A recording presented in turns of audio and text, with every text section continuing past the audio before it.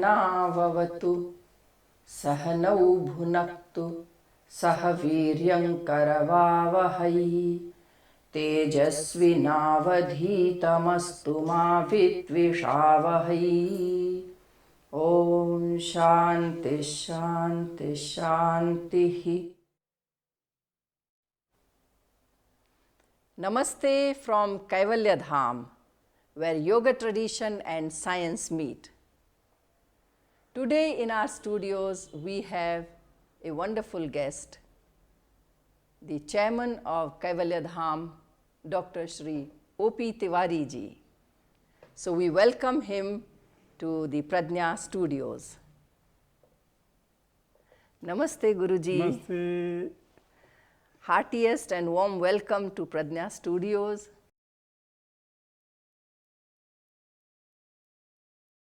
So Guruji, today we want to talk to you about how you used to study when you were a student and how Swamiji used to teach you whenever he taught you. So you may go back to the memory lane and bring out a few things for us. See, remember in 1957-58, there used to be only few students. The reason was that Swamiji wanted second-class graduate for his diploma, not less than that. And students generally, the time of unemployment was running and people were seeking first preference as getting some employment. And there was no chance here for getting employment. But Swamiji always believed in 100% in completion of the standard. That was his basic thing. And the course was of 2 years diploma. Now those days getting a graduate for 2 years means he is losing his prime time when he could get a job. But anyway, as the time passed on, Swamiji recorded was that he will have 3 students only, and 3 students for 2 years. When I joined in 1958, there were only 2 students for first year and 3 students for second year. So in all we were 5 students. And Swamiji believed in one thing, a punctuality, and whatever is taught should be correctly remembered. For example, when he himself used to teach the Pātañjalayogasūtras. And when we went to attend, the first thing he was, no, I will start only if you, by memory, you recite all the sutras. So then it was on us now to crave every chapter, and that we had to do. There was no other way out. And he was a perfectionist. He believed that you should not only know theoretically, but also practically. Should go deeper and deeper. So, for example, I give you practice. We were doing Kapalbhati.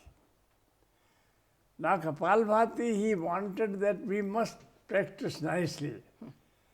And I used to practice 2,500 Kapalbhati at a stretch. Not me, but every person. No question of dilution. He did not believe in any. And that is why he always had that the yoga should not be diluted. That he was very firm in this, no question. Whether Kaivalyadhama is closed, I don't mind. But yoga should not be diluted. And that we saw from the beginning that he will stick to the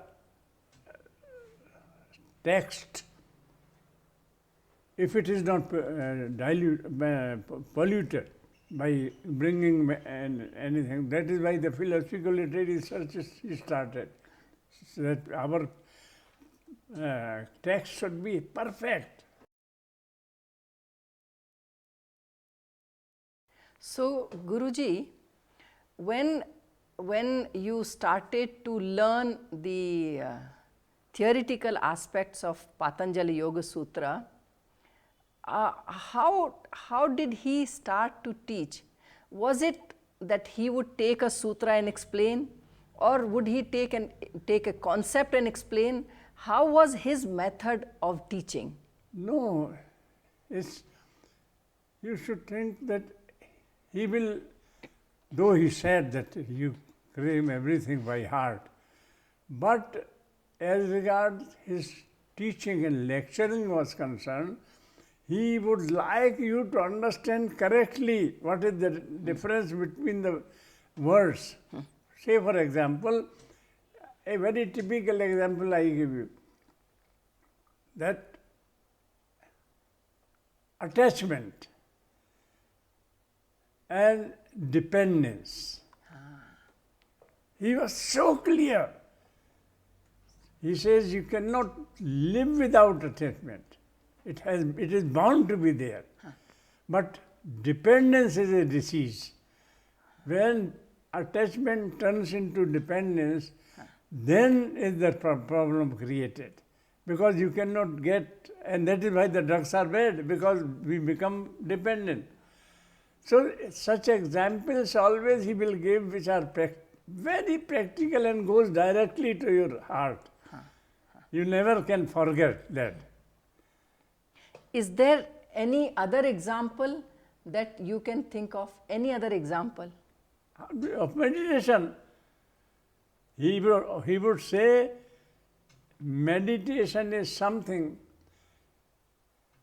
that is why it has been kept out of 5 separately.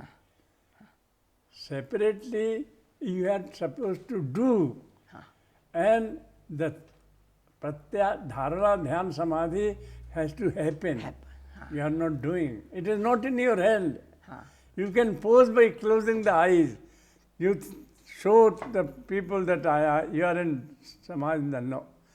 It will happen because of your 5 Yama-Niyama-Āsana-Prāṇāyāma-Pratyāhāra. So this, what you think, what he thought, this is the thing which we have to do, and then Dhāraṇā-Dhyāna-Samādhi will happen. Will happen. So what is in our hands and what is not in our hands? Our hand is a kriya only. Yama-Niyama-Āsana-Prāṇāyāma-Pratyāhāra. And he was I tell you, he was such a honest person. I remember I was discussing this with a very open mind. Means he was showing himself as a researcher. Not any theoretical aspect, but as a researcher, you say him about other practical things, he will say, no, they have nothing to do here. In laboratory, something has to be done which is connected only with the research. You should not think of anything else. And I can quote that incident here. There was a London Times article was published that yoga is nothing but a self-hypnosis. when it came to in front of Swamiji, he was restless to say whether it is hypnosis or whether it is not hypnosis. We must prove. Kaivalyadhama must come out with the truth. Even if it is a hypnosis, we must admit it. If it is not, then we should say it like that. So we had one worker from Mahabaleshwar. He was working in the Honey Research Society, Cooperative Society, and he, from the 5 years of age, this boy used to go in Samadhi, lay Samadhi. So Swamiji, at that time he was nearly 25-year-old, but still he was going. So he said, we must have a comparative study, whether that is true or false. So, and those days Max Colley, a very known from Sweden hypnotist, was working, visiting Bombay. He was arranging his shows. So Swamiji, somehow or other, by sending some person, he agreed that he will come and conduct some experiment. So Swamiji, one person was with us, Karvalkar, and another one Muslim boy, he said, Max Colley, that you bring this one boy. Let us see whether yoga is a really self-hypnosis or no, otherwise. So all came. He came along with that boy, and our Karvalkar Ji was here. So 2 electroencephalograph machines were there, and both sat on the machines. Electrodes were put to both. And stimuli was given to the second correct. Means first stimuli was that when he was hypnotized by Max Colley, and this boy was in Samadhi. So they pricked the pin in the thigh, both. Then they put the ice block on the thigh.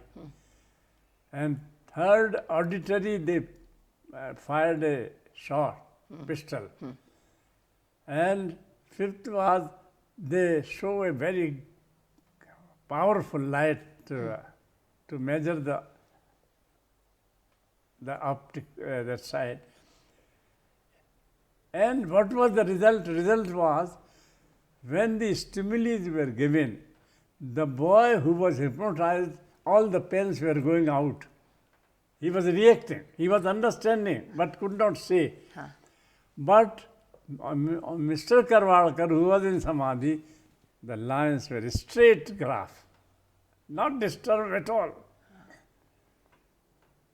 Then Swamiji wrote an article on it, though it is based only on one subject, but tendency is there that yoga is not a self-hypnosis. It is an independent entity of its own. And that boy admitted that, yes, I don't know. So this is what happens. Swamiji was very, very particular to maintain himself as a scientist. There is no question of any spirituality claimed. And he wanted that every research from Kaivalyadhama should be such that even they question, the result will be what we did. So how was this study or this research, how was it received by the world, by the viewers or by the readers of Yoga Mimamsa, or anybody who read it? How was it received? Very well, because Dr. Wenger and Bakshi from America, they visited our laboratory. They studied everything what was done here, and they were full of praise for this effort which Swamiji was doing. Swamiji was known for his attitude also, that he is not blindly supporting yoga, but yogic research in a real sense has been conducted here.